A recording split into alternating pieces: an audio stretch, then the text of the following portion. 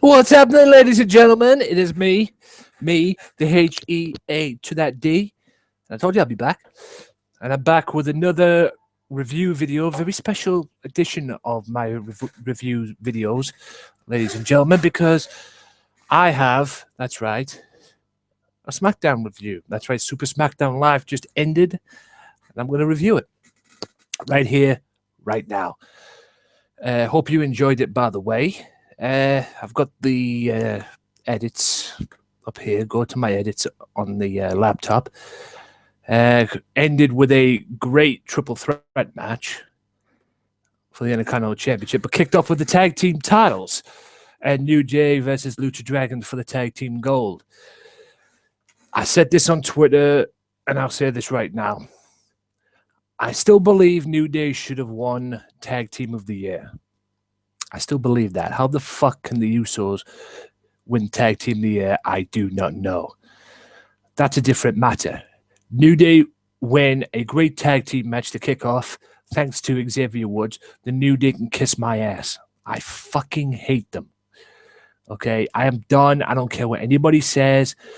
I don't care what anyone in my clique, if you will, my wrestling clique that I do, but I do my podcast and everything, and I go on podcasts as well. I don't care what they say. I'm fucking done with the New Day. Okay, and sooner or later, the Lucha Dragons are going to be tag team champions. You heard that here. But I still, all in all, I still think they should have won Tag Team of the Year. Usos did not deserve it. More on the Usos later. What's next for New Day? I don't know. It's hard to say. Tag team division now is in a way getting interesting. How interesting, I don't know. Time will tell. And the New Days, I'm trying to figure out when the New Day will be defending them belts again. It'll more likely be on the Raw program or SmackDown show. But can I see them defending it at the Rumble? I don't know. But all in all, New Day win. A great tag team match to start off. SmackDown, Super SmackDown. Then it was an 8-man tag again featuring the Wyatts and the Dudleys, but this time they didn't have Tommy Dreamer. They had Ryback with them. And it was Kane, Ryback, and the Dudleys versus the Wyatt family. And the Wyatts managed to get the win. I don't know where this feud's going. There seems to be something brewing there with Kane and the Wyatts, mainly Bray Wyatt, but mainly Braun Strowman as well. He seems to have an issue, or Strowman seems to have an issue with Kane, courtesy what happened when Undertaker and Kane chokeslammed him through the announce table at Survivor Series.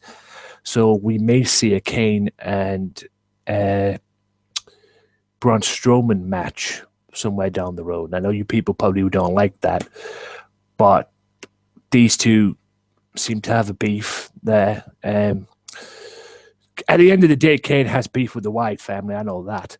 How big the beef is, I don't know. Ryback is Ryback. Where this thing's going with them, with the Wyatts and the Dudleys, I don't know. To be honest with you, all the Dudleys seem to do is get beat up by the Wyatts. When that feud will end, I don't know. But it remains to be seen. And I know Tommy Dreamer will probably come back and they'll continue the war with them somewhere down the road. What else was there? Oh, yeah. Like I was saying with the Usos, the League of Nations tag team of Rusev and Alberto Del Rio went up against the Usos, courtesy of what happened on Raw with the beatdown. Now, I got to admit, this tag team of the Usos, not the Usos, Alberto Del Rio and Rusev, I got to like it. I got to admit, I really do like it. I like the it's something to do for Rusev at least.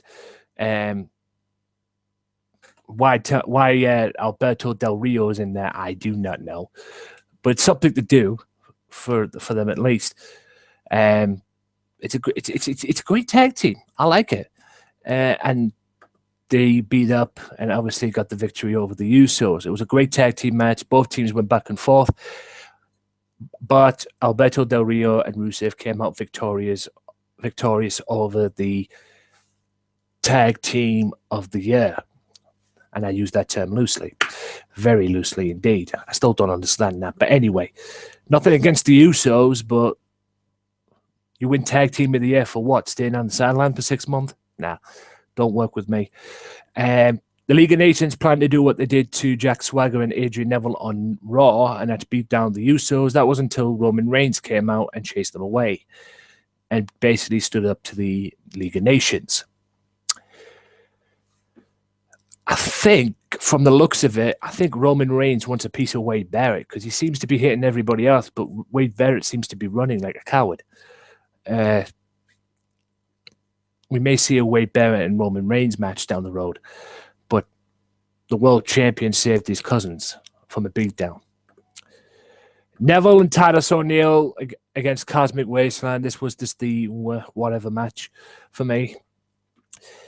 And Titus O'Neil and Neville won. Cosmic Wasteland was the Ascension, by the way. This is why I can't take Neville serious when he wins breakout star of the year at the Slammies. I can't take that seriously. And the reason why I can't take that seriously is because he's been put in matches with Stardust and stuff like that. And look what Kevin Owens had. He had great matches with Ziggler, matches with Ambrose. Hell, his matches when he first came on the roster with John Cena. Yes, I can't believe John Cena and great matches in the same sentence. I know all you haters are probably thinking that. But, it's just amazing that Kevin Owens gets shafted out with that. And he did. And I mean, I've got nothing against Neville. He's the future. And I see him as a future champion. Probably not a world champion, but maybe a US. But breakout star of the year, that should have went to Kevin Owens. I'm sorry. It's hard to me to say that because he's actually from the Northeast, the same Northeast that I'm from, except he's from Newcastle and I'm from Middlesbrough.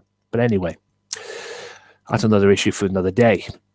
Charlotte and Brie Bella, T-Bag came down the ringside and Jump Becky Lynch at ringside. They poured eggnog all over her, and Becky took a beat down from them, and Charlotte didn't do anything. What the hell is this direction? I mean, there's a Charlotte versus Becky Lynch match down the road. I think I could see Becky Lynch being the next Divas champion. I think that's what they're building to. Becky Lynch will beat Charlotte when they have their match, and Becky will become the Divas champion. I could see that happening. I really can. And I wouldn't mind seeing that happening, actually, to be honest. I mean, that might be just a friend helping out a friend, but, the good thing about that match for me was Ric Flair wasn't about. But anyway, it was just a silly squash match. Brie Bella, Nikki hasn't done nothing since. I mean, she came out and represented and everything and did her thing for the when she won the Slammy Award. But it seems Brie's been taking over the position for Nikki at the moment, except she's been jobbing out. So,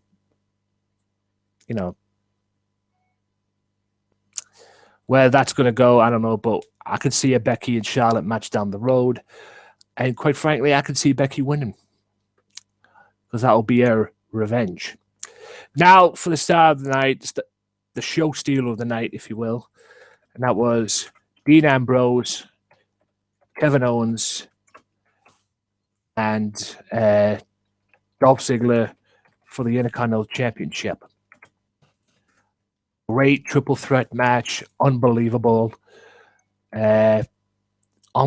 match, just back and forth. One person hits one, the other one hits this, and it was just great stuff to watch. And it all culminated with Ambrose hitting the dirty deeds to retain on Dolph Ziggler.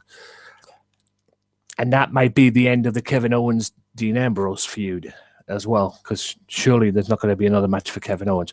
Where Kevin Owens is going to go, I think he's going to aim for the Royal Rumble now and try and get a shot at the title at WrestleMania. Dolph will probably do the same thing. But And hell, you never know. Dean Ambrose may do the same thing as well. I hope Dean Ambrose gets in and hope he wins the match, to be honest with you. I would love to see what would make my WrestleMania next year would see Dean Ambrose at WrestleMania. I know that's probably not going to happen, but it'd be fucking epic. It would. I would mark out to that like I marked out when he won the Intercontinental Championship. All in all, a good show. And it was better than Raw's show, in my opinion.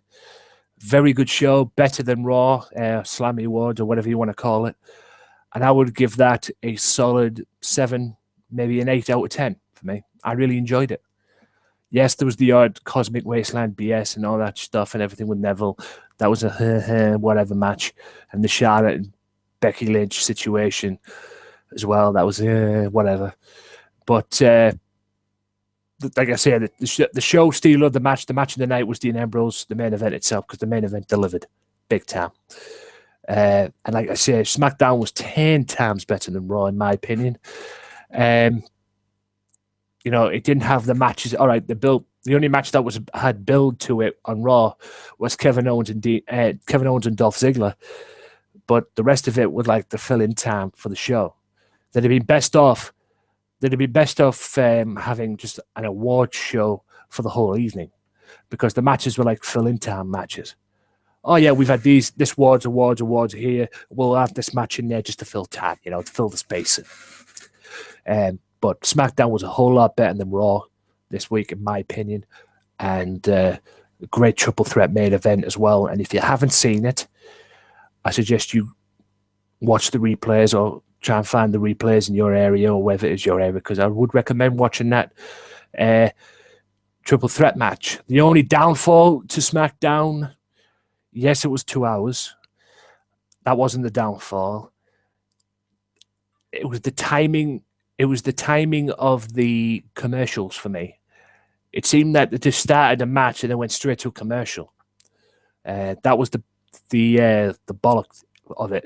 For me, I didn't like that very much. But all in all, like I say, 7 to 8 out of 10 and a good SmackDown show. And I very much enjoyed it.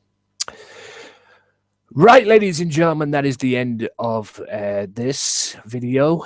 Hope you've enjoyed it. Like, share, subscribe, do all that good stuff. If you want to hear my comments about Tribute to the Troops, I suggest you tune into December 28th episode of the Wrestling Matters podcast, episode 91. Be sure to check that out. It'll be up on this very channel. There'll be more videos like this. I'll be back next week with another Raw review. I may be back during the week with something. It depends. I don't know. It depends what it is. I probably won't be back on Christmas Day because it is Christmas Day. But I'll be definitely, if I'm not back during the week, I'll be back next week for another Raw review. And then the week after that as well for another Raw review. So all that is scheduled. I had no idea there was a SmackDown show this week, a live SmackDown show this week. Quite frankly, I didn't even know Tribute to the Troops was on. But with all due respect, that's a rubbish show anyway, because it's Tribute to the Troops and you have it in a stadium. Bring back the Afghanistan thing. But I know why that's not taking place. It costs money to go over there and everything. And WWE can't go or make that happen. I would prefer it over in Afghanistan, Tribute to the Troops, than in a stadium. But anyway, if you want to hear my thoughts on that, like I say, I suggest you tune into the Wrestling Matters podcast, episode 91.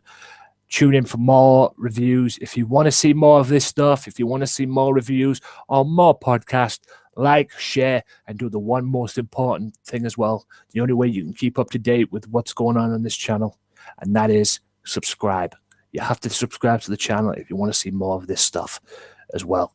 Thank you so much for a great 2015.